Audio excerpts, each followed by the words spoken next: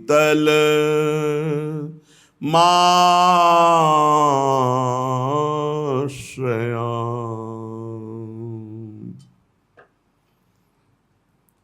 अनंत जन्मों से माया विलास के भ्रम में भटकते हुए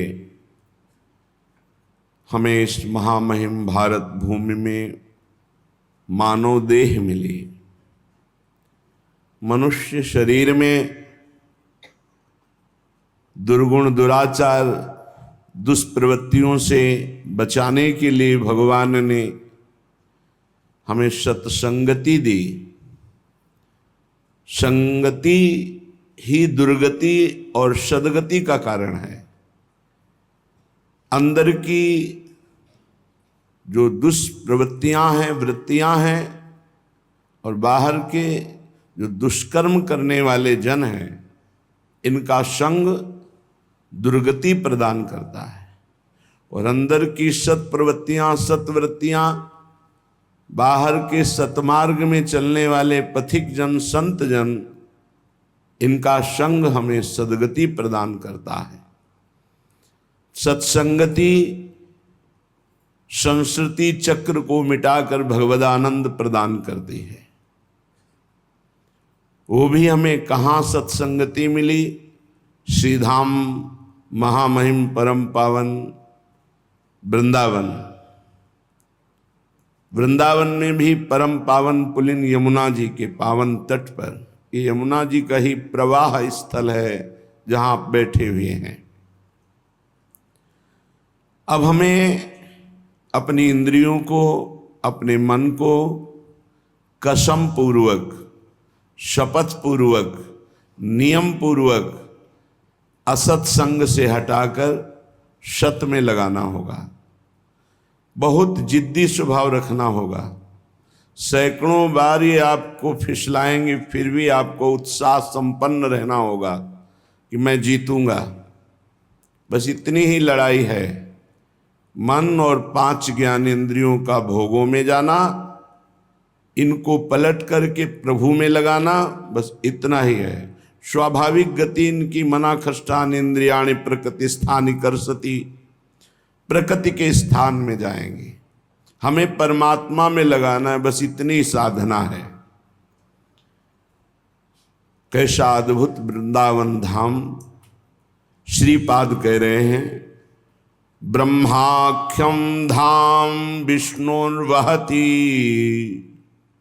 हृदय सदा यह सा पूज्योत्र लोके मूर्तिम या कांचि देवार्चयति भगवतो यह स तस्य प्रियात्मा साक्षी श्री कृष्ण चंदम भजति या उर्भिः सोऽनुभावैरतुल्यो मच्चेतस्त्वेष जह्वे त्यजति रसिकरांग नैव वृंदावनम यह। कैसा दुर्लभ और अद्भुत महामहिम वृंदावन धाम है। कह रहे संसार में वो धन्य है जो भगवान नारायण का भजन करके भगवान नारायण के वैकुंठ धाम का चिंतन करते हैं। ब्रह्माख्यम धाम विष्णुर्वहति हृदय सदा यह सा पूज्योत्र लोकम। संपूर्ण लोकों में पूजनीय वो हो गया जो ब्रह्म धाम भगवान नारायण के वैकुंठ धाम का आश्रय लेकर के नारायण नारायण नारायण ऐसा जप करता है। चतुर्भुज नारायण भगवान का चिंतन करता है और वैकुंठ धाम का आश्रय लेता है। वो संपूर्ण लोकों में पूज्य है, वो धन्य है। फिर कह रहे मूर्तिम याम कांचि देवार्चयति भगवतो यह सा तस्य प्रियात्मा। जो भगवान के किसी भी श्री विग्रह को विराजमान करके, भगवान के विविध रूप हैं, राम कृष्ण हरि शिव दुर्गा, विविध रूप हमारे प्रभु के ही हैं। जो प्रभु के किसी भी श्री विग्रह को विराजमान करके अच्छे अच्छे पदार्थों से अपनी सामर्थ्य और भावानुसार सेवा करता है, तो बोले सा तस्य प्रियात्मा, वो सबका प्रिय आत्मा बन जाता है, वो सबका प्रिय बन जाता है। फिर कह रहे हैं साक्षी श्री कृष्ण चंद्रम भजतिया उर्भी सोनुभावैर तुल्यो, जो सबके हृदय के साक्षी भगवान श्री कृष्ण चंद्रजू का अर्चन बंदन आराधन करता है, बोले उस सबकी आत्मा हो जाता है। सोनुभावैर तुल्यो, वो भगवान के समान हो जाता है, भगवत स्वरूप हो जाता है।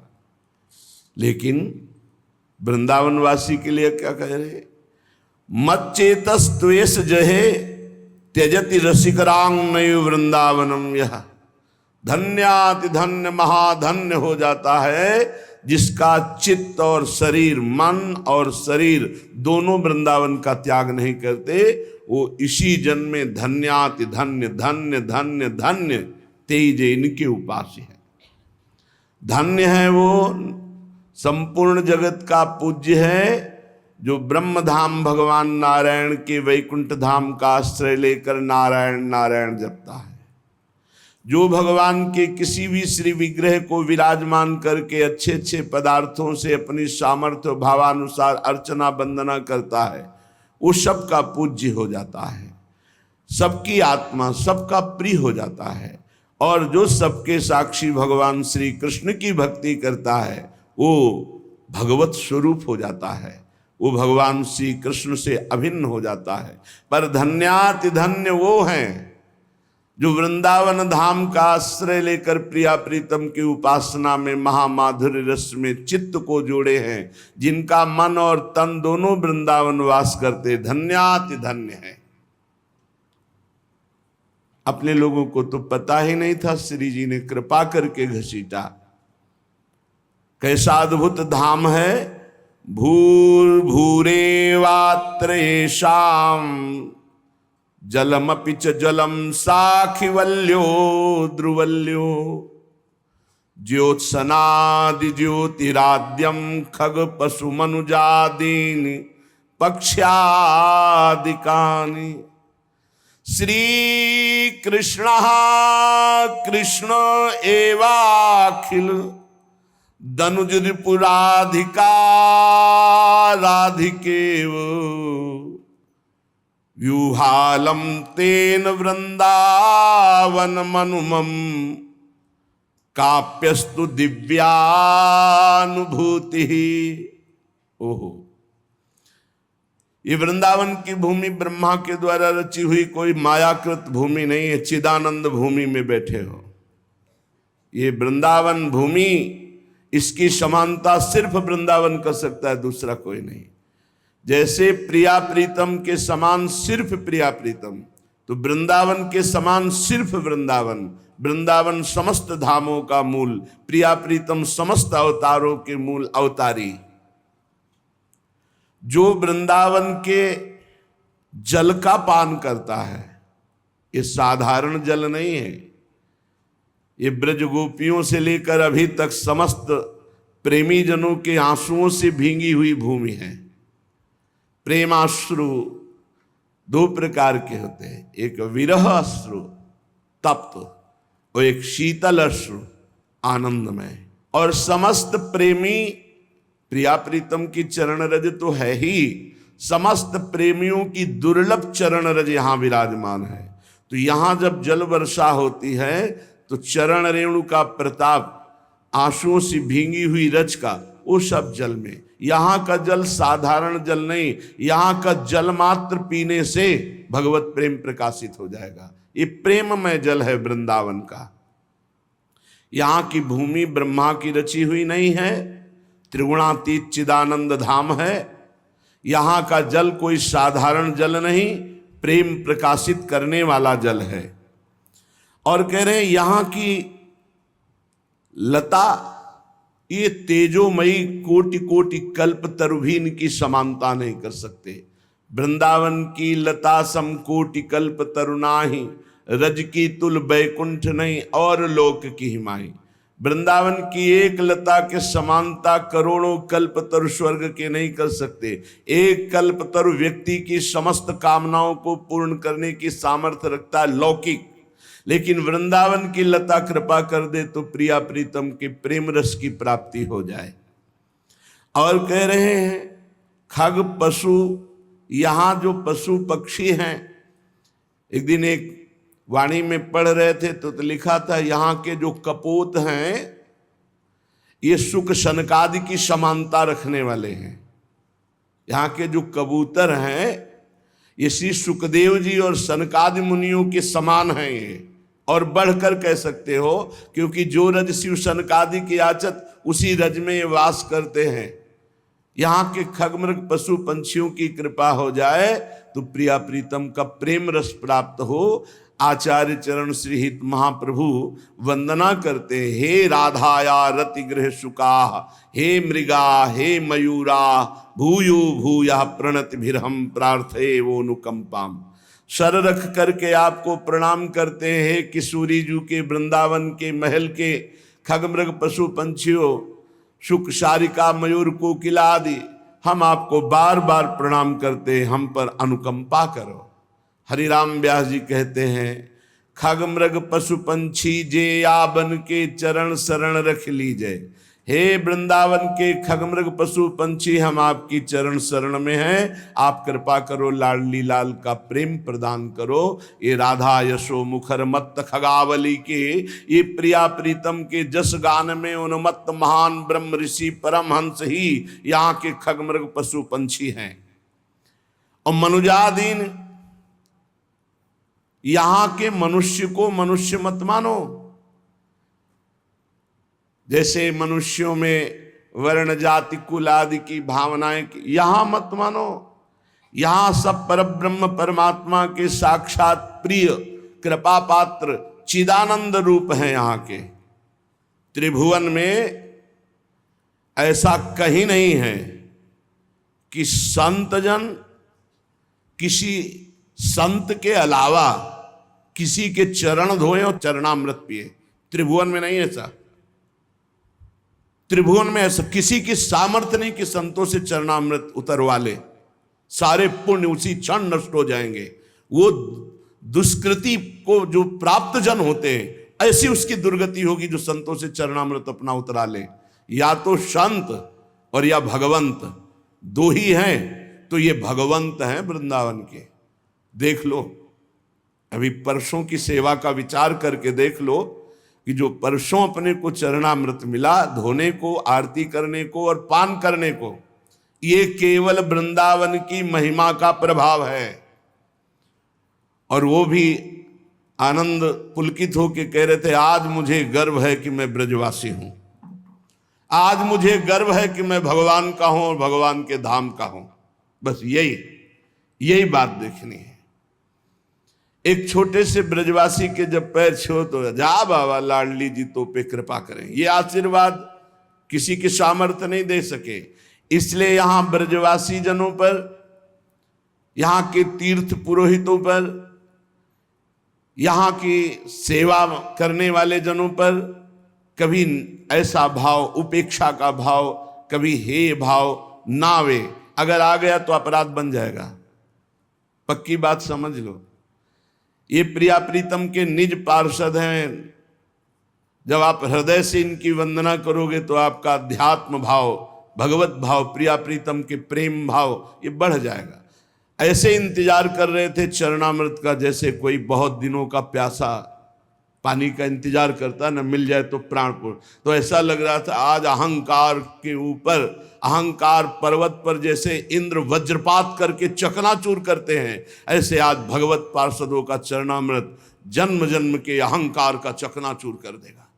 कितनी जल्दी चरणामृत आवे भगवत पार्षदों का, जो वृंदावन के अभिन्न अंग हैं और वृंदावन के नित्य सेवक हैं।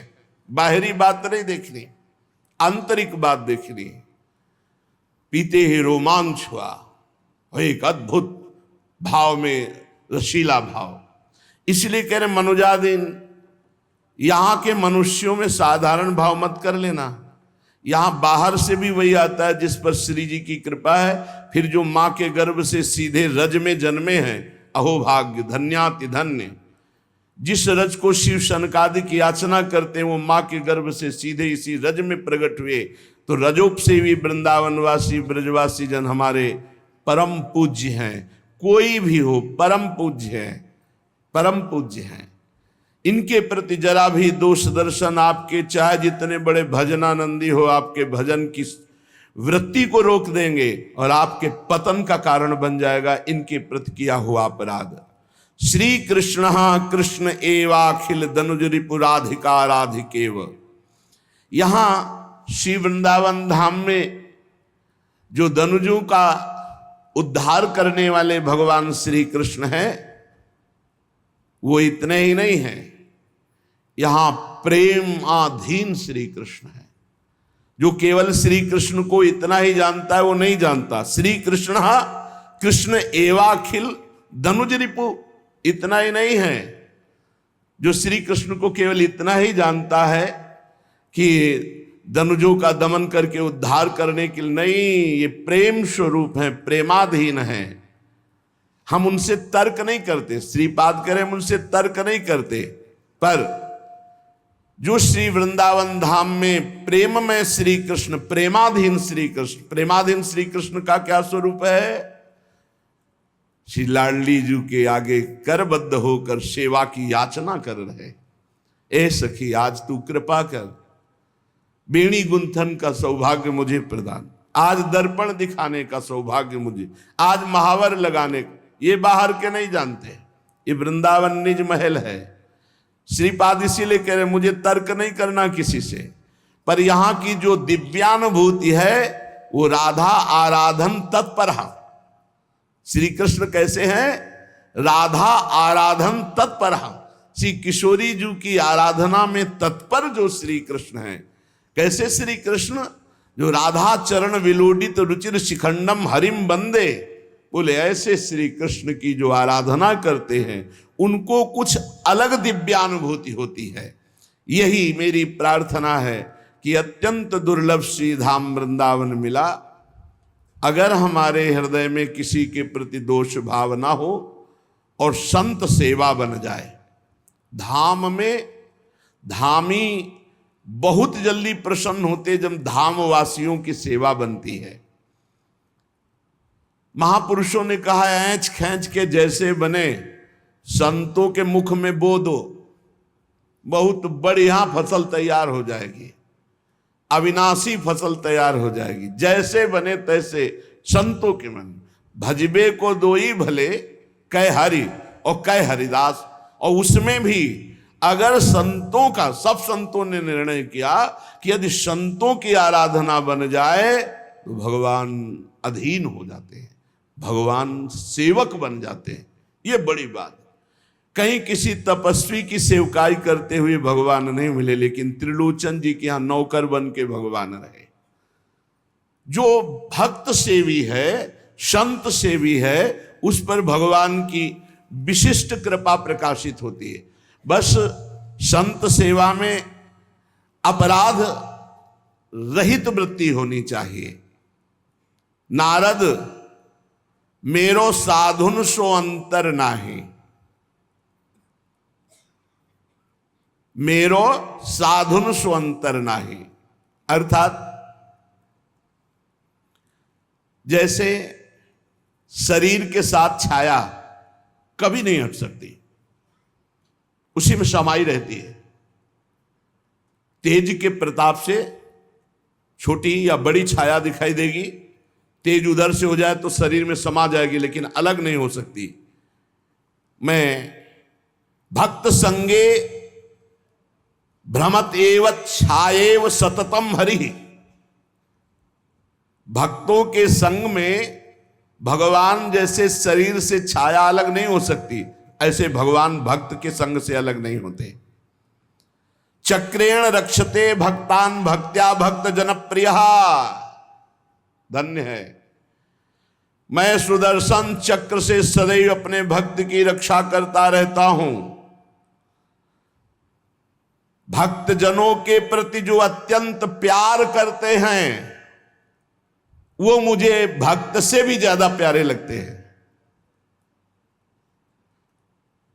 वैसे तो प्रभु से बढ़कर कोई नहीं है, लेकिन सेवक जी महाराज कह रहे हैं जो हरिवंश उपासक सेवय सेऊ ताके चरण विचारी, और जो हरिवंश को धर्म सिखावे सोई तो मेरे प्रभु ते प्रभु भारी। ये भगवत प्रेमी महात्मा जन जिनके वचन, जिनके उपदेश, जिनके संग से भगवत प्रेम प्रकट होता है वो मेरे प्रभु से भी बड़े प्रभु हैं। मोरे मन प्रभु अस विश्वासा, राम ते अधिक राम कर दासा। यहां श्री भगवान कह रहे हैं कि भक्तान भक्त्या, जो मेरे भक्तों की भक्ति करते हैं, संतों की भक्ति करते हैं, वो मुझे अपने भक्त से भी बढ़कर प्यारे लगते हैं। भक्त जनप्रियाहा। भगवान कहते हैं कृष्ण कृष्णेति कृष्णेति संप्रयाति वदन नरहा, जो हर समय श्री कृष्ण श्री कृष्ण श्री कृष्ण ऐसा कहता है वो मुझे बहुत प्रिय है। लेकिन जो भक्त का स्मरण करता है मैं पीछे पीछे चलता हूं उसके, मैं उसके अधीन हो जाता हूं। नारद मेरो साधुन सो अंतर नाही, साधुन से अंतर जो राखे तेऊ नरक में जाही। नारद मेरो साधुन सो अंतर नाही। कोई भगवान का आराधन करे, भगवान के श्री विग्रह की सेवा करे और संतों के प्रति दोष दर्शन करे, संतों का अनादर करे, उनकी प्रति ऐसी कि अरे तो कह रहे साधुन से अंतर जो राखे तेऊ नरक में जाए, वो निश्चित नरक में जाएंगे। लक्ष्मी मेरी अर्ध शरीरी सोऊ भक्त की दासी। लक्ष्मी मेरी अर्धांगिनी है, ले जब कोई मेरे भक्तों की आराधना करता है तो लक्ष्मी जी उनकी आराधना करती, त्रिभुवन लक्ष्मी की आराधना करता है। और जो संत सेवी भक्त सेवी लक्ष्मी जी उनकी आराधना, लक्ष्मी जी प्रसन्न होकर बरसती है। कई बार सत्संग में कहा अगर पकड़ पाया हो कोई पकड़ पा ले। सर्वश्रेष्ठ धनी बनने का उपाय संत सेवा। सर्वश्रेष्ठ धनी, उससे बड़ा कोई त्रिभुवन में धनी नहीं होगा। अब ये रहस्य अगर समझ पावे तो समझ पावे, पर अपराध न बने। बहुत सावधान, कौन किस कोटि का, कभी अपमान नहीं। जो बिना चिट्ठी के बिना निमंत्रण के वो तो साक्षात भगवान है।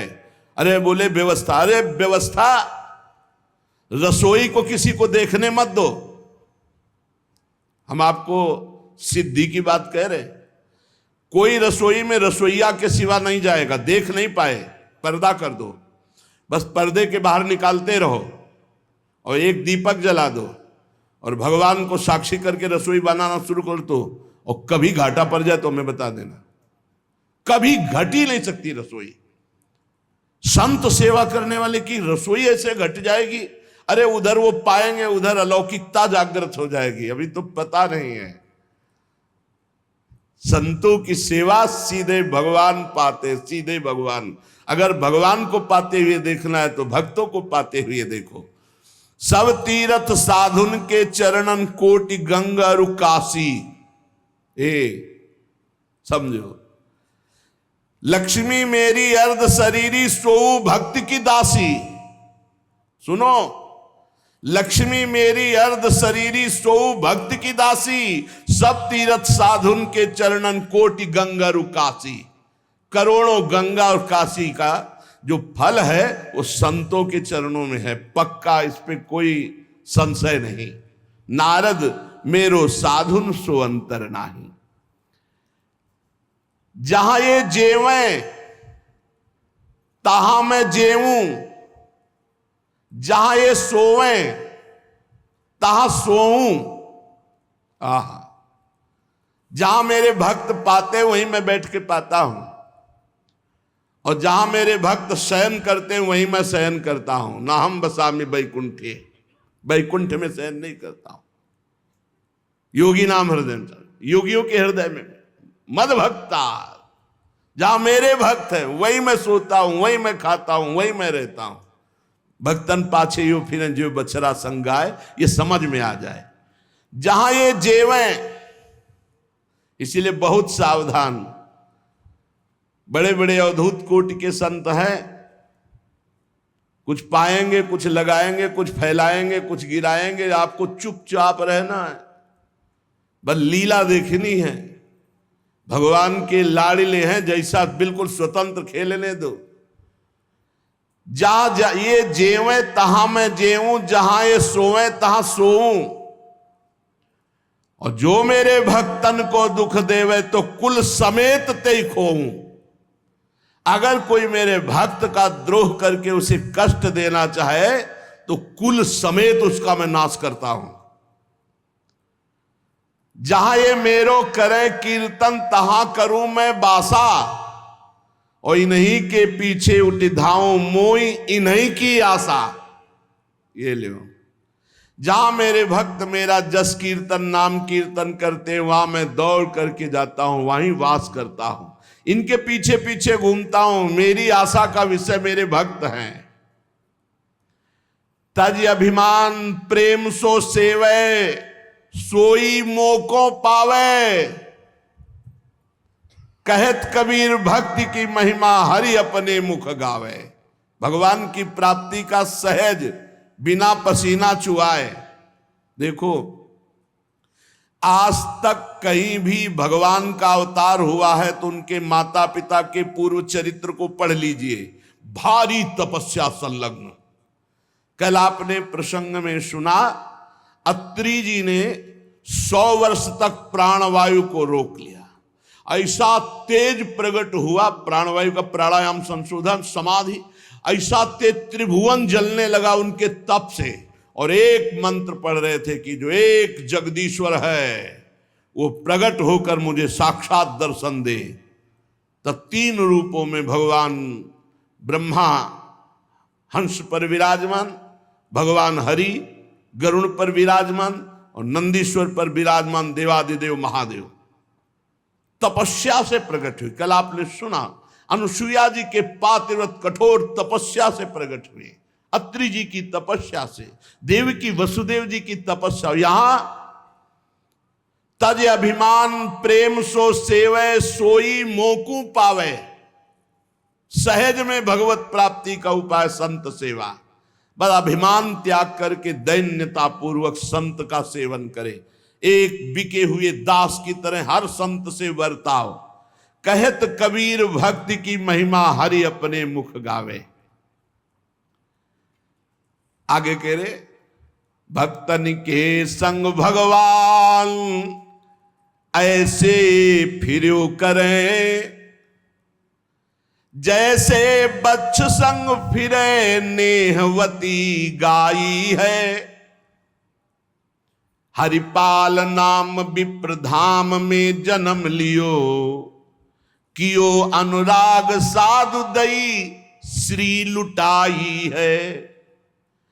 केतिक 1000 ले बाजार के करज खवाए, गरज ना सरे कियो चोरी को उपाई है।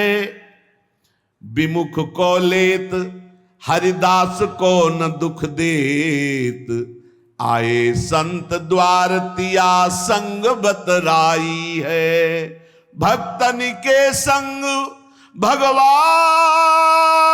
ऐसे फिरे करे, जैसे बच्च संग फिरे नेहवती गाई है।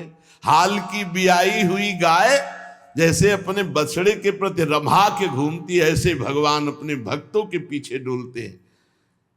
अनुब्रजाम में हम नित्यम पुयेत्यंगुरेणु भी, ऐसे भक्तों की चरण रज के लिए मैं पीछे डोलता हूं।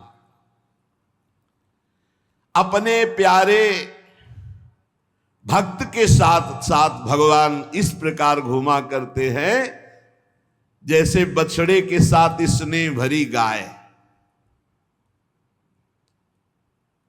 हरिपाल नाम के एक महान भागवत हुए हैं। इन्होंने अपने गुरुजनों से पूछा कि भगवत प्राप्ति का सरल उपाय क्या है। तो ये सिद्ध बात है। गृहस्थी में विविध साधनाएं नहीं हो सकती। यम नियम आसन प्राणायाम प्रत्याहार ध्यान धारणा समाधि सब बड़े कठिन, ब्रह्म ज्ञान बड़ा कठिन। अरे गृह कारज नाना जंजाला तेयति दुर्गम शैल विशाला यही सर आवत अति कठिनाई राम कृपा बिनु आए न जाए। घर गृहस्थी के इतने झंझट हैं, इतनी चिंताएं हैं कि वो बैठकर चित्र को परमात्मा में एकाग्र करे। कोई बहुत ही कृपा पात्र होगा साधु का, सो ऐसा कर रहा होगा, अन्यथा प्रपंचई का चिंतन होता है। तो हरिपाल जी ने पूछा अपने गुरुदेव भगवान से कि भगवान की प्राप्ति का गृहस्थ में सहज में उपाय क्या है। कठिनता से तो बड़े उपाय वर्णन किए गए, सहज में भगवत प्राप्ति हो जाए। उनके गुरुदेव ने बताया संत सेवा। संत सेवा निश्चित भगवत प्राप्ति का उपाय, संत सेवा निश्चित। अच्छा, संत बड़े कृपालु, एक संत भगवान को पवा दो बड़ी श्रद्धा से, साधुता का जैसे सेवन किया जाता है, पद्धति है। देखते ही दूर से पहले उनको प्रणाम करो, हाथ जोड़ो, पुष्पों के द्वारा पावड़े डालकर उनकी अगवानी करो, उनके चरण प्रक्षालन करो, कोमल वस्त्र से चरण धो, आसन पर विराजमान करो, तिलक लगाओ, उनकी आरती उतारो, माला धारण कराओ, सुंदर सुंदर भोग साक्षात श्री भगवान पा रहे हैं ऐसी भावना से, बड़े प्यार दुलार से, जैसे अपने पुत्र को और लीजिए और लीजिए, ऐसे प्यार से उनको पवाओ। पाने के बाद उनको आचमन करा करके जो कुछ बने रूखा सूखा भेंट प्रणाम नमस्कार विदा करो। इसके बाद उनकी जूठन पाओ, चरणामृत पियो। देखो भगवान की प्राप्ति के लिए कैसे हृदय में व्याकुलता और कैसे भगवान की कृपा आती है। और संतों का स्वभाव, जहां संत मंडली होती है वहां, भाई देखो एक भगत हरिपाल जी हैं, क्या संत सेवा करते, क्या प्रसाद बनता है भाई उनकी तो दैन। अब पूरी मंडली की मंडली, अब हरिपाल जी की सेवा, वो मंडली अन्य तीर्थों में, अब तीर्थों से जिनकी यात्रा उधर से होती सब हरिपाल जी के यहां। हरिपाल जी बड़े प्रसन्न, धीरे धीरे जो संग्रह किया हुआ अन्न और संपत्ति थी वो तो सब लग गए। हरिपाल जी के यहां संतों की भीड़ ही रोज लगी रहती, जमीन बेच दी, कीमती गहने बेच दिए, सब संतों को पवा दिए। अब ऐसा कुछ नहीं बचा जिससे हम खरीद के लावें और पवावें। तो केतिक 1000 ले बाजार के करज खवाए, हजारों रुपया। ये आज 1000 की तो कोई महत्ता ही नहीं रह गई, उस समय हजारों की बड़ी महिमा थी, बड़ी महिमा 1000 रुपए की। 1 रुपया लेके जाओ तो काफी सामग्री लेके आ जाओ दुकान से। ऐसा हमारे सामने 5 किलो नमक मिलता था, 3 रुपया का ऐसे दूध दुहा लो, ऐसे गाय से दुहा के, भैंस गाय का 3 रुपया, 40 रुपया का शुद्ध घी, कि वो मटका खुले तो आसपास एरिया में छा जाए ऐसा घी। ये सब नकली घी ले। और दूध तो बेचना एक तरह से अपमान माना जाता था। सारी संपत्ति साधु सेवा में लगा दी और बाजार से हजारों के कर्जे हो गए। अब कर्जा लेकर के संतों को पवा दिया, अब कोई कर्जा भी ना दे। अब हरिपाल जी दुकान में गए कि पहले 1000 पहले के पड़े तो आपको, अब बाजार में कोई कर्जा नहीं, संपत्ति सब बिक गई। देख लो भगवत प्राप्ति के भाव। घर में कोई ऐसी वस्तु नहीं रही कि बेच के खवा दे। और संत मंडली, कहीं जय द्वारिकाधीश, कहीं जय सियाराम, कहीं हर हर महादेव, अलग अलग संतों की मंडलियां। हरिपाल जी ने विचार किया आप क्या हो, बहुत लंबे तगड़े, विमुख को लेत हरिदास को न दुख देत, आए संत द्वार तिया संग बतराई है। संपत्ति गई, कर्जा हो गया, संत भूखे नहीं जाएंगे चाहे हमें चोरी करना पड़े। तो चोरी कैसी? एक प्रधान रास्ता जंगल में था, तो उस समय अस्त्रों में भाला, तलवार, तीर, धनुष यही थे। तो भाला लेकर के अब चुपचाप बैठे रहते, न राम कृष्ण कोई बोलने वाला, ना गले में कंठी, न कोई भागवतिक तिलक, मारते नहीं थे। भाला गले तो लंबे चौड़े विशाल शरीर के थे, तो डर के मारे अपने आप जो है और वो ले करके संतों को पवाना शुरू किया। छल कर बल कर लीजिए महाकृपिन को दाम, और साधुन के मुख बोइए या ऐसा यानो काम, उसका भी कल्याण हो जाएगा और आपका भी मंगल हो जाएगा। साधुन के मुख में अच्छे अच्छे पदार्थ, तो वो धन धन्य हो गया। वो धन जिसका लिया उसका भी धन। लेकिन ये तब, पहले अपनी संपत्ति खर्चा कर डालो, बेईमानी नहीं। बाजार में कर्जा ले लो, जब उसके भी पटाने का रह जाए कि अब नहीं पट सकता और संत आए, तब ये उपाय है, पहले नहीं। पहले साधु अनुराग में दही श्री लुटाई है, सब खर्चा कर दिया। फिर केतिक हजार ले बाजार के करज राखे, वो भी खवा दिया। अब देखा संत वापस सुना जाए।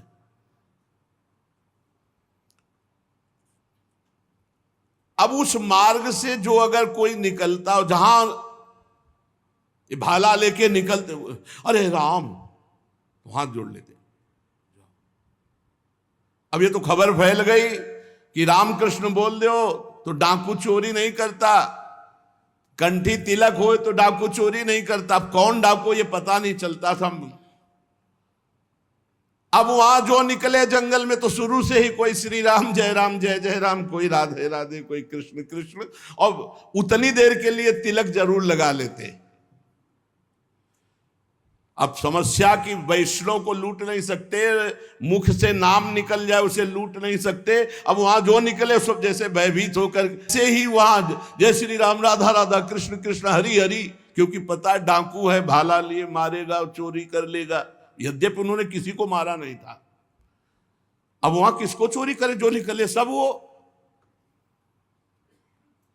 साधु मंडली आई, बड़ी सत्कार करना है, घर में कोई सामग्री नहीं और चोरी अब हो नहीं सकती, क्योंकि जंगल से जितने निकलते हैं सब कंठी तिलक और नाम जप।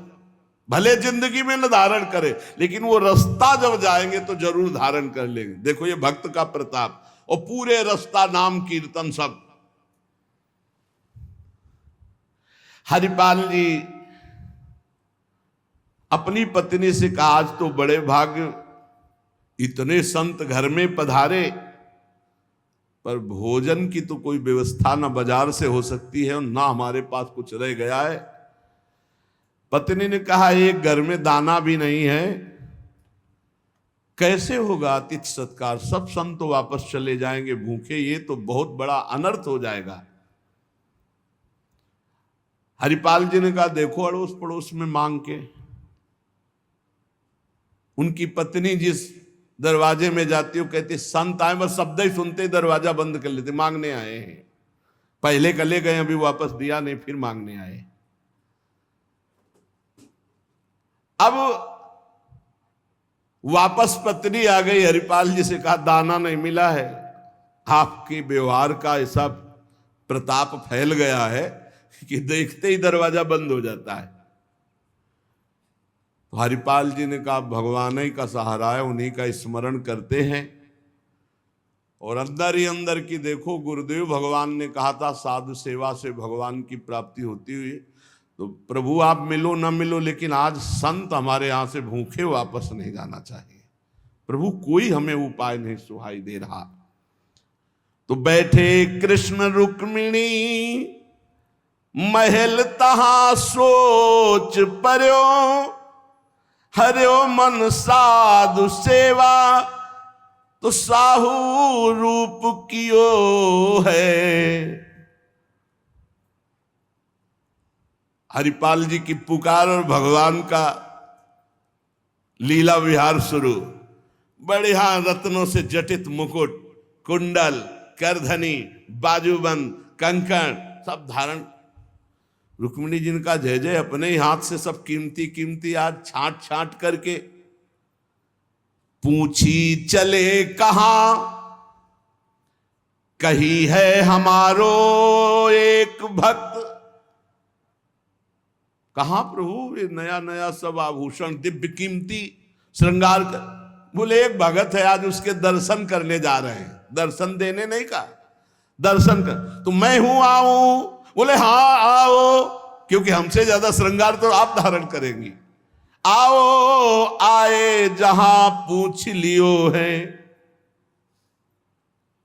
रुक्मिणी जी ने कहा प्रभु जिन ऐसे महाभागवत के आप दर्शन करने जा रहे हैं, मैं भी दर्शन करने चलूं। बोल बिल्कुल बिल्कुल, आज तो हम जरूर ले चलेंगे, पर देखो बढ़िया से बढ़िया पूरा श्रृंगार कर लो। रुक्मिणी जी ने फौरन श्रृंगार, प्रभु से ज्यादा रुक्मिणी जी का श्रृंगार।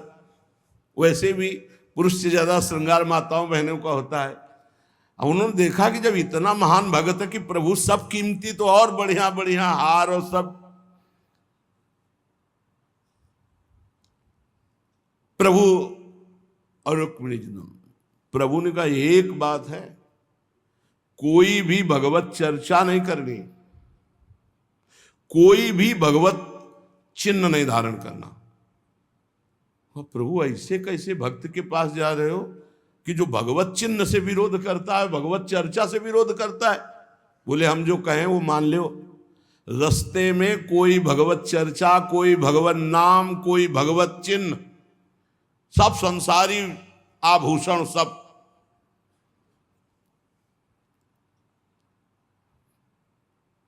प्रभु कैसा भगत है आपका? बोले बहुत उच्च कोटि का, दर्शन से निहाल हो जाओगी, ऐसे भक्त का कभी दर्शन नहीं हुआ होगा।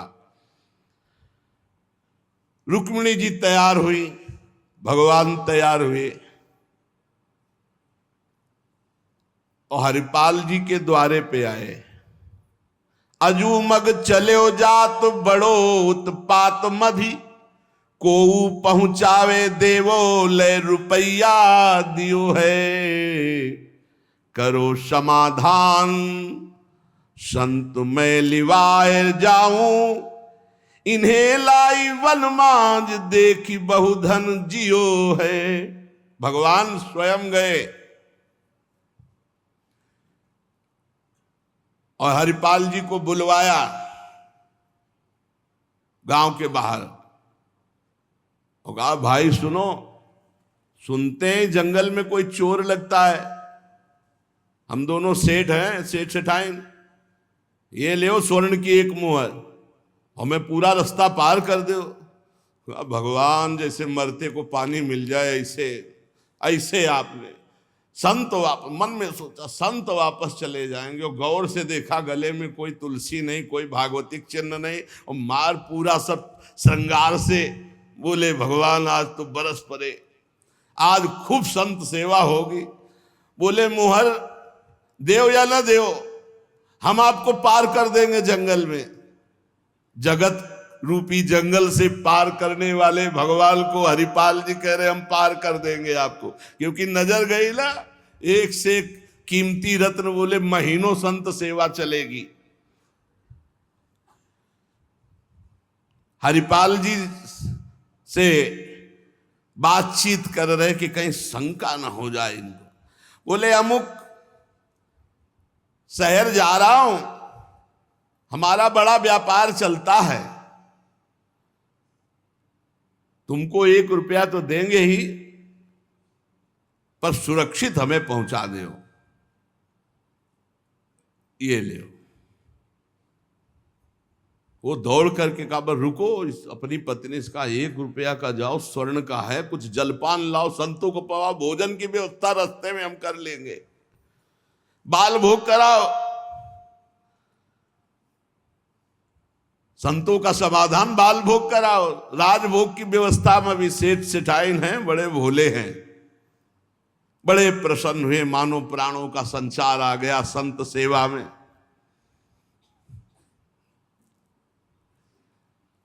रुक्मिणी जी ये रहस्य नहीं समझ पा रहे कि कह रहे जंगल पार कर देते, कह रहे हमको डर लग रहा है कि कोई हमें लूट न ले, और जंगल हो, 1 रुपया दिया उसको स्वर्ण का कि भाई पार। तो रुक्मिणी जी ने कहा कि प्रभु किसी के रक्षा की, भगवान ने कहा था प्रश्न कोई करना नहीं है। अरे कौमुद की गदा सुदर्शन चक्र सब एक आदमी का सहारा आप ले। रुक्मिणी जी ने प्रभु आप काम कहा था, बातें करो व्यापार की, इधर उधर की, सुदर्शन चक्र के लिए कौमुद की गदा, व्यापार, रुपया पैसा हार हीरा जवाहरात, इनकी बातें करो। गौर से फिर देखा कि कहीं कोई भागवतिक लक्षण देखे जो निहारी, माला तिलक ना सदाचार। बड़े खुश हुए, होएंगे भंडार जो पे धन ही तो लायो है। जब इतना पहनावा है तो खजाना इनके होगा, लूटने में कोई दोष नहीं है, कोई भागवतिक चिन्ह नहीं और कोई भगवत चर्चा नहीं, पूरे संसारी हैं। और ये छीन करके हम संत भोजन कराएंगे तो इनका भी मंगल हो जाएगा। लीजिए छिनाए यह वारी कहे डारी देवो, दियो सब डारी छल्ला छिगुनी में छायो है। अंगुरी मरोरी कही बड़ो तू कठोर, अहो तो को कैसे छोड़ो संत जेवे मोह को भायो है। प्रगट दिखायो रूप सुंदर अनूप, वह मेरे भक्त भूप लेके छाती सो लगायो है। रास्ते में लेके चले, चरणों से लेकर ऊपर तक भगवान को देखते हैं, फिर रुक्मिणी जी को देख, कोई भागवतिक चिन्ह नहीं, कोई भागवतिक चर्चा नहीं, महीनों की संत सेवा। और जो इतना पहिरे हैं तो उनके पास भाला लेके चली रहे थे रक्षा के लिए, बस आगे आए, उतारो, अपना चला फैलाया, उतारो सब बीच रास्ते। भगवान ने कहा उतारो रुक्मिणी जी से, उतारो।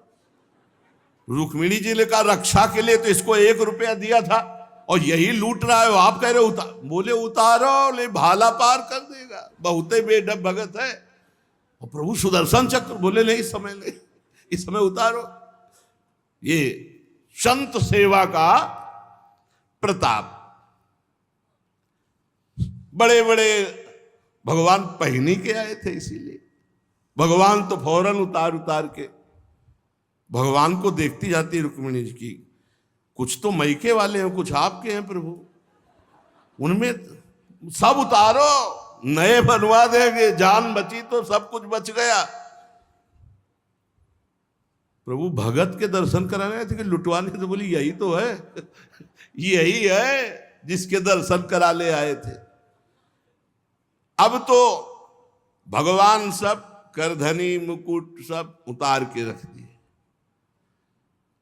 हरिपाल जी की दृष्टि गई कि रुक्मिणी जी सब तो उतार दिए, एक अंगूठी जो भगवान ने पहनाई थी वो नहीं उतारने की। ये अरे लाओ, इतने में कितने संत भोजन पाएंगे, ऐसे प्रगट बोले, इतने में कितने संतों का भोजन होगा। और अंगूरी पकड़ के रुक्मिणी जी नाराज, भगवान ने कहा चुप रहो, जैसा कहे वैसा कर दो, हम थोड़ी बुला के लाए, तुम कहती थी कि हम भगत दर्शन करेंगी तो करो दर्शन भगत के। हम कहा होता और आपको फिर बुला के लाए होते तो ये होता कि प्रभु आप ले सब, आप ही तो उत्साह करके आई हो। रुक्मिणी जी उतार नहीं रही थी तो हरिपाल जी ने अंगुली पकड़ी, ऐसे मरोड़ के धीरे से अंगूठी उतारी। कितने संतों का इसमें पेट भरेगा, भोजन होगा। भगवान जब देखा कि रुक्मिणी जी बहुत असंतुष्ट हो रही है तो भगवान ने कहा जिसके दर्शन करने के लिए हम ला रहे थे ना, ये वही भक्त है, ये वही भक्त है जिसने अपना सर्वस्व लुटा दिया है, कुछ नहीं आज खाने को, मैं इसी के लिए लुटने के लिए। अब हरपाल जी का भाला रख गया। जब लौट के देखा तो अनंत सौंदर्य माधुर्य भगवान चतुर्भुज द्वारिकाधीश महामहिम महालक्ष्मी स्वरूपा श्री रुक्मिणी चरणों में प्रभु प्रभु प्रभु गलती हो गई, हमारे कटु वचन, हमारा भाला उठाना, प्रभु आप जानते हो हमारे घर में संत मंडली बैठी है, इतना कर्जा हो गया कि हमको कोई कर्जे में नहीं देता, पड़ोस से उधार मांगे तो कोई नहीं देता, और कुछ संपत्ति रह नहीं गई और संत भूखे न जाए प्रभु, इसलिए भगवान ने छाती से लगा लिया। भगवान ने हरिपाल जी को छाती से लगाया और कहा तुम सर्वश्रेष्ठ मेरे प्राण प्यारे भक्त हो। हरिपाल जी भगवान से कह रहे कि प्रभु जैसे हमें संत प्राण प्यारे हैं उनसे अधिक आप प्राण प्यारे हो, प्रभु मैं कैसे लूं? तो भगवान ने कहा देखो हम लाए ही से, ये लक्ष्मी ले जाओ, ये महालक्ष्मी के श्रीअंग के आभूषण है, ये कुल परंपरागत बढ़ेंगे, कभी घटेंगे नहीं, वो बेचकर सब कर्जा निपटाओ और रोज लाखों संतों को पवाओ, अब ऐश्वर्य घटने वाला नहीं है।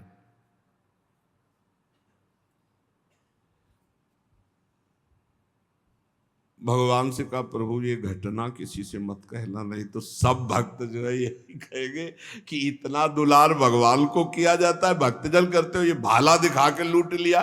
तो भगवान ने कहा डरो मत, ये चर्चा अगर कोई सुनेगा भी तो तुम्हें आदर्श मानकर संत सेवा करके मेरी प्राप्ति का उपाय सोचेगा, ना कि तुम में दोष दर्शन करेगा। भगवान के दर्शन के पश्चात हरिपाल जी ने कहा प्रभु जब आए गए हो तो लगे हाथ भंडारे पाके जाओ। तो बोले जरूर, जहां हमारे संत पाते वही हम प्रकट। सब संतों को भगवत साक्षात्कार कराया, साक्षात द्वारिकाधीश रुक्मिणी जी के सब संतों ने दर्शन किए, भोग बना, संतजन तब पाए जब भगवंत पहले पाए, फिर उनका उच्छिष्ट संत और उनका भगवंत और संत का उच्छिष्ट जब हरिपाल जी। ये परमानंद मनुष्य जीवन का साधु सेवा से प्राप्त होता है। जब कभी साधु सेवा का संयोग बने तो नाच पड़ो कि हमें आज जीवन का परम लाभ मिला है कि हमारा धन, हमारा अन्न, हमारा शरीर, हमारा जीवन साधु सेवा में आएगा। ये साधु सेवा निश्चित भगवत प्राप्ति करा देती, निश्चित। कल देखो साधु सेवा के लिए ही अनसुईया जी ने कि अतिथि वापस न जाए, 6 महीना के बालक भगवान श्री हरि, भगवान ब्रह्मा जी और महादेव जी को बना लिया। जब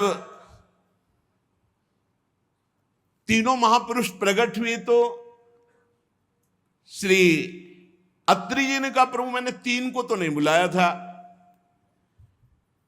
हमने तो आप एक जगदीश्वर को बुलाया था। अत्रि मुनि ने कहा हमने तो प्रार्थना की थी शरणम तम प्रपद्येहम यएव जगदीश्वरः प्रजामात्म समाम मह्यम प्रयच्छत्विति चिंतयन्। मैंने उनका चिंतन किया था जो जगदीश्वर हैं, संपूर्ण जगत के ईश्वर हैं। तो प्रभु आप तो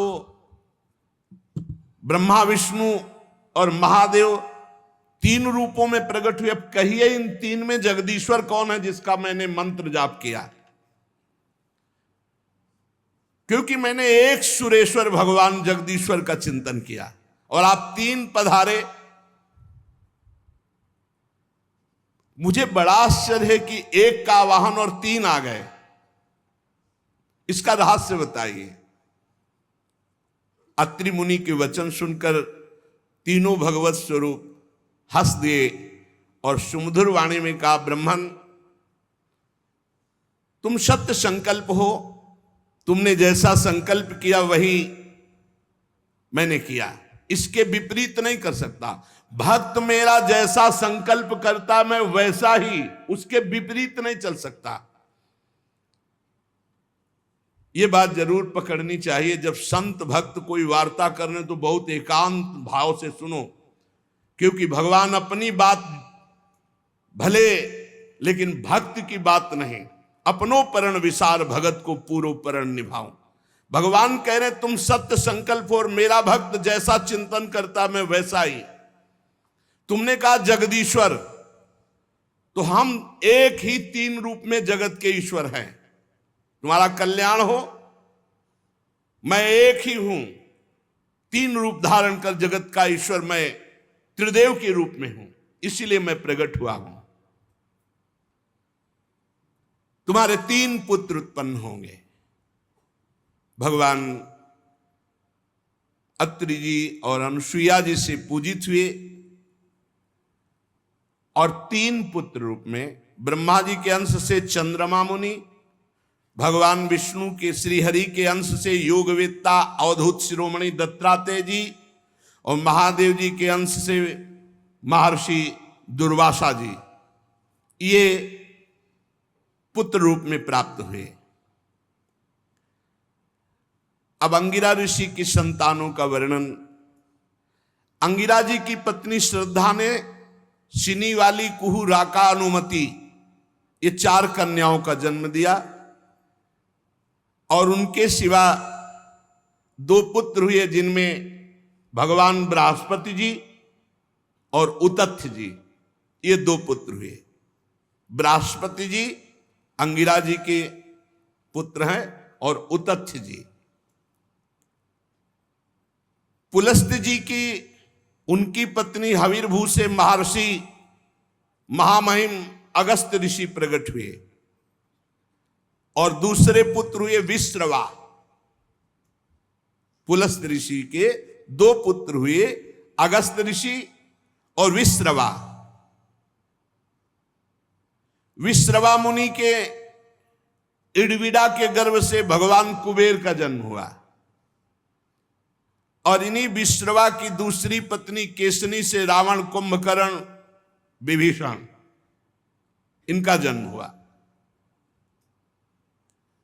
महर्षि पुलह की स्त्री परम साध्वी गति से कर्मश्रेष्ठ वरीयान और सहिष्णु, ये पुत्र हुए। क्रतु की पत्नी क्रिया ने ब्रह्म तेज से देदीप्यमान वालखिल्य आदि 60,000 ऋषियों का जन्म दिया। 60,000 ऋषि बालखिल्य।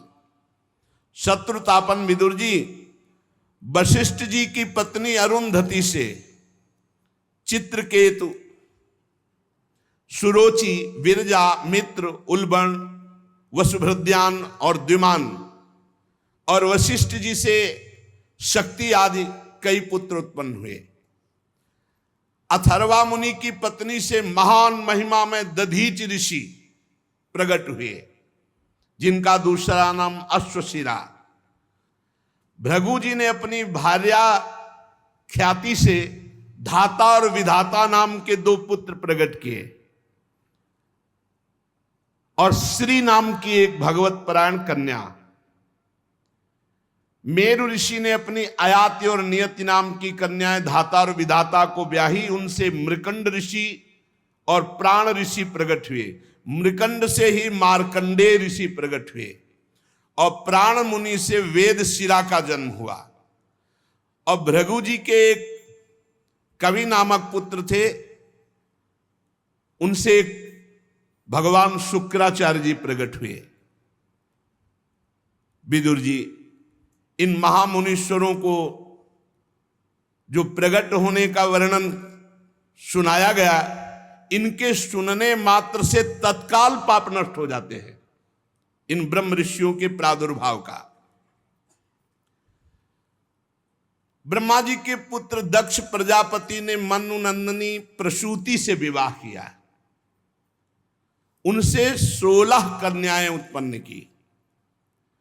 13 कन्याएं धर्म को ब्याही, एक अग्नि को और एक पितृगणों को और एक संसार का संहार करने वाले भगवान शंकर को, सती जी। 16 कन्याओं में 13 धर्म को, एक अग्नि को, एक पितृगणों को और एक भगवान देवादिदेव महाशंकर को।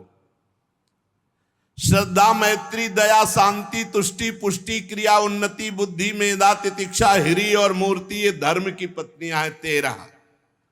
श्रद्धा ने शुभ को जन्म दिया, मैत्री ने प्रसाद को जन्म दिया, दया ने अभय को जन्म दिया, शांति ने सुख को जन्म दिया, तुष्टि ने मोद को, पुष्टि ने अहंकार को, क्रिया ने योग को, उन्नति ने दर्प को, बुद्धि ने अर्थ को, मेधा ने स्मृति को, तितिक्षा ने क्षेम को और हिरी ने विनय को उत्पन्न किया।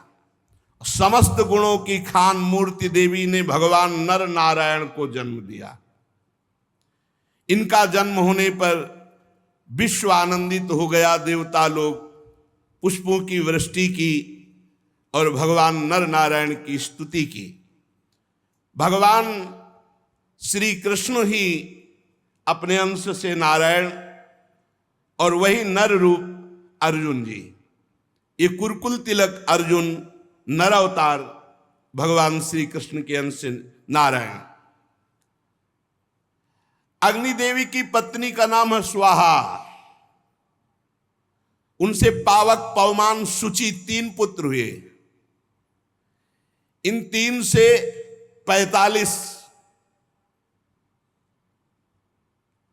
अब 45 और 3 48 और प्रधान अग्नि 1, कितने हुए? 49 अग्नि का स्वरूप हुआ। जब हनुमान जी लंका में आग लगा रहे हैं उस समय वर्णन आया है कि हरिप्रेरित जैसे वायु 49 ऐसे अग्नि 49 स्वरूपों से संपूर्ण लंका को अग्निदेव भस्म कर रहे हैं। अग्निश्वात, बर्हिष्ठ, सोमप, आज्यप ये पितर हैं। पितरों की पत्नी दक्ष कुमारी स्वधा है। पितरों से स्वधा के धारिणी और वायुना नाम की 2 कन्या हुई। दोनों ही ज्ञान विज्ञान में पारंगत, ब्रह्म ज्ञान का अनुभव करके उपदेश करने वाली हुई, इसलिए इनके कोई संतान नहीं, ब्रह्म में लीन देवियां। और महादेव जी की पत्नी सती से भी कोई संतान नहीं हुई, क्योंकि उन्होंने ब्याह के कुछ दिन ही बाद अपने शरीर को योगाग्नि में भस्म कर दिया अपने पिता की यज्ञ में। विदुर जी ने पूछा कि दक्ष प्रजापति तो अपनी पुत्रियों को बहुत प्यार करते थे, फिर उन्होंने अपनी परम आदरणीय भगवान शंकर की अर्धांगिनी सती जी का क्या अनादर किया, जिससे उन्होंने अपने प्राण त्याग दिए पिता के यज्ञ में। महादेव जी चराचर के गुरु हैं, वैर रहित शांत मूर्ति आत्माराम भगवान हैं, भला उनसे कौन वैर करेगा। और वैसे भी ससुर दामाद का रिश्ता है। प्रभु मैं सुनना चाहता हूं कि देवादिदेव महादेव से वैर कैसे हो गया दक्ष प्रजापति को। गोस्वामी जी ने लिखा है, को नर अस जन्मा जग माही, प्रभुता पाही जाहि मद नाही। पद मिल जाए, प्रभुता मिल जाए, वो अहंकार ना आवे, वो तो भगवान का कोई भक्त ही होगा, अन्यथा ऐसा नहीं। एक बार ब्रह्मा जी ने जब इनको प्रजापति पद दिया, बहुत बड़ा पद है, इसके बाद परमेष्ठी पद ही है। सृष्टि में सबसे बड़ा पद है प्रजापति पद, इसके बाद परमेष्ठी पद है। परमेष्ठी पद ब्रह्मा पद। ब्रह्मा जी ने प्रजापति पद दिया महाराज दक्ष को। बड़े बड़े ऋषि मुनि देवता अग्नि सब लोकपाल सभा में आए।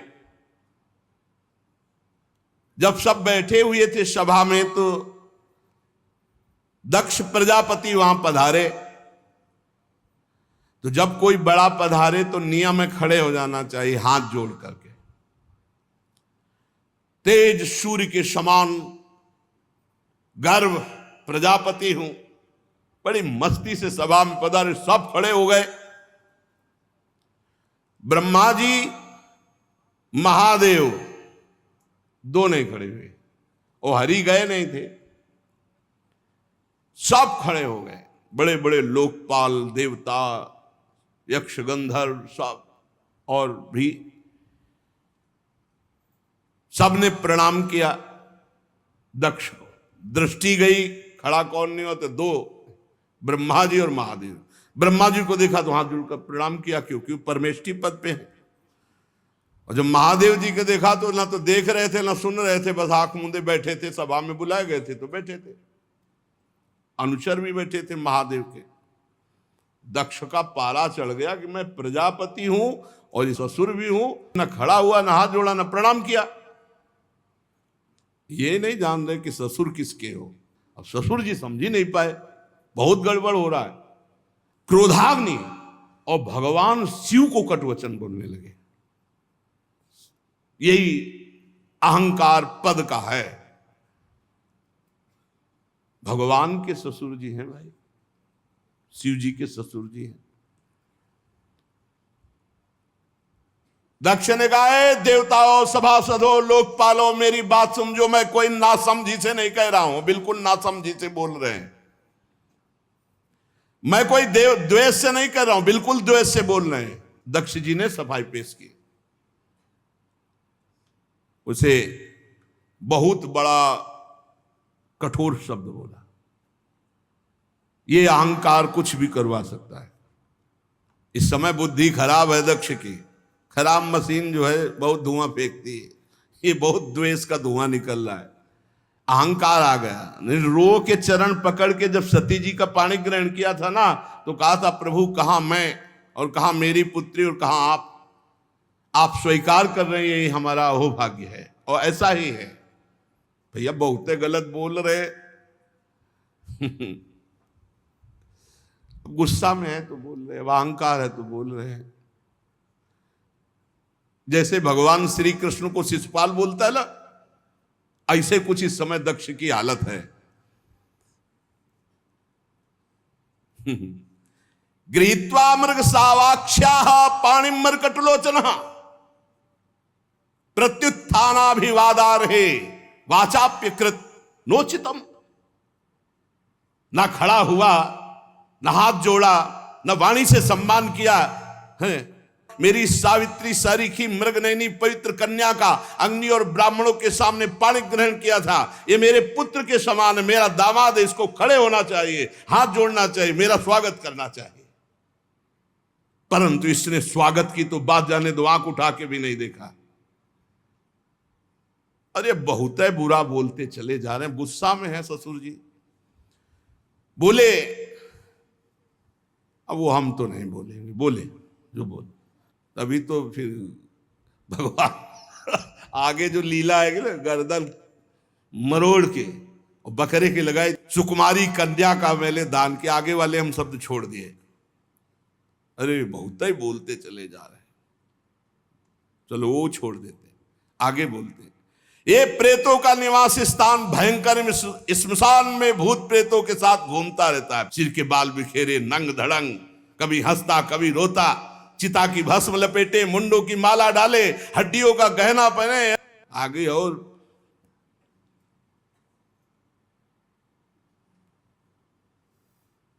मैंने ब्रह्मा जी के बहकावे में आकर अपनी पुत्री इसको दे दी, कभी नहीं देता इसको, दक्ष ने कहा। और तो सब छोड़ दिया। अरे जे ही ऐसा बोले तो भगवान शंकर के पार्षद वहां बैठे हुए थे, नंदेश्वर, और एक से एक तेजस्वी। अब दक्ष से कहा, बस चुप, अब अगला शब्द मत निकालना, मेरे स्वामी शांत बैठे हैं। अब तो और दक्ष को कि उनके पार्षद उंगली दिखा के रोक हाथ में जल लिया दक्ष ने। देखो कोई अपराध शिव का नहीं, शांत बैठे हैं भगवान शिव। अभी तक एक शब्द नहीं बोला, देखा भी नहीं, हाथ में जल लिया और शाप देने के लिए, दंड देने के लिए भगवान शिव के तैयार हो गए। और कहा, ये महादेव बहुत गलत बोले, कड़ुआ बोले। साप देवता साप देखे, आज मैं इसे साप देता हूं, आज के बाद किसी भी यज्ञ में महादेव का कोई भाग नहीं होगा। बहुत हाहाकार मच गया, ये क्या बोल दिया, साप दे दिया। भगवान शंकर के अनुयायी नंदकेश्वर ने कहा, ए सोन दक्ष, तू क्या समझता है मेरे स्वामी शांत बैठे हैं तो तू जो चाहे वो बोल दे। और कहा, दक्ष तुझे अहंकार है कि तू प्रजापति है, और ये सब ब्रह्म ऋषि तेरा अनुमोदन कर रहे हैं, हंस रहे हैं, दांत दिखा रहे हैं। मैं भयंकर श्राप देता हूं कि इनकी बुद्धि भ्रष्ट हो जाए, देहाभिमानी बन जाए। ये शंकर का द्रोह करने वाले जितने यहां बैठे सब अज्ञान को प्राप्त हो जाए, ब्रह्मबोध की विस्मृति हो जाए, सब देहाभिमानी हो जाए, और किसी को भी बिना शंकर की आराधना के तत्वबोध ना हो। ये पक्का पक्का। ये सब विवेक भ्रष्ट हो जाएं, जितने मुस्कुराए दक्ष की सभा में।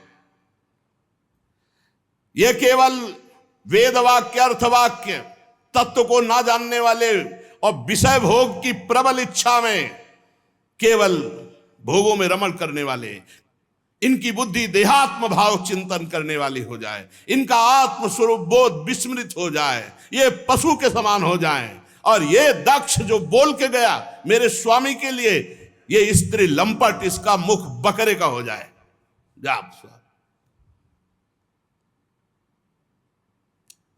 मूर्खमयी कर्ममयी अविद्या को ही समझे, जो भगवान शंकर का अपमान करने वाले के पीछे पीछे चलते हैं। इन सब का जन्म मरण चक्र में बार बार जन्मना मरना हो, जो ब्रह्म विद्या मुक्त देने वाली वो उनकी विस्मृत हो जाए। शंकर द्रोही कर्मजाल में फंसकर दुर्गति को प्राप्त हो, और ये भोग के गुलाम, इंद्रियों के गुलाम, मन के गुलाम बनकर केवल रसेंद्रियों जनेंद्रिय के भोग में भटके, ऐसा मैं साथ देता हूं। नंदकेश्वर से ये जो ब्रह्म ऋषियों के लिए श्राप हुआ, हाहाकार मच गया, क्योंकि कट नहीं सकता सांप, उधर का भी नहीं और इधर का भी नहीं, दोनों महान। अब ब्रह्म ऋषि खड़े हो गए पले पले कमंडल का जल लेके, भैया बड़ा बवाल बच गया। भवव्रत धरा ये च तान समनुव्रता पाखंडिनस्ते भवंती सत्शास्त्र परिपंथिना नष्ट शौचा मूढ़धियो जटा भस्मास्थि धारिणा विसंतु शिव दीक्षायाम यत्र दैवम सुरासवम। ब्रह्मे ब्राह्मणाश्च यद्यूयम परिनिंदत सेतुम विधारणाम पुंसा मता पाखंड माश्रिता। वो सब अपने अपने कमंडल, बड़ा जोर था कमंडलों में, ऐसा श्राप दिया जिसका अर्थ क्या वर्णन करें। अब तो इधर शिवगण, उधर ब्रह्म ऋषि अपने अपने। भगवान शिव ने देखा यहां तो बड़ा अमंगल हो रहा है। अब भगवान शंकर ने पूरी सभा की ओर देखा, सर झुकाया, चल दिए अपने मस्ती में। गंगा यमुना के संगम में यज्ञान स्नान हुआ, जैसा बना यज्ञ हुआ, सब लोग अपने अपने स्थान को गए। भगवान शंकर समाधि शांत, कोई भी किसी भी तरह की हलचल उनके चित्त में नहीं। लेकिन द्वेष से भरा हुआ दक्ष एक बड़ी यज्ञ किया भगवान शिव का अपमान करने के लिए, कि जिसमें शिव का भाग ही नहीं दिया जाएगा। सो आगे चर्चा करेंगे। श्री राधा वल्लभ लाल की जय जय श्री